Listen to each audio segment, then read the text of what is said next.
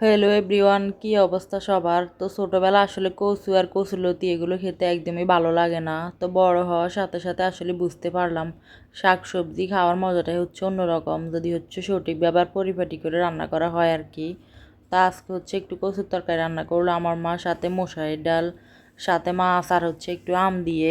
কারণ টক জাতীয় কোনো কিছু না দিলে কিন্তু খেতে একদমই ভালো লাগে না, গলাটা হচ্ছে একটু একটু চুলকায়। এই আর কি অবস্থা। তো তোমরা কে কে পছন্দ করো হচ্ছে কচুর তরকারিটা, অবশ্যই কমেন্ট করে জানাবা। গ্রামে থাকলে এগুলো হচ্ছে এমনি বাড়ির আশেপাশে শাকসবজির সাথে হয়, বা অনেক সময় মানুষ চাষ করে বা লাগায়।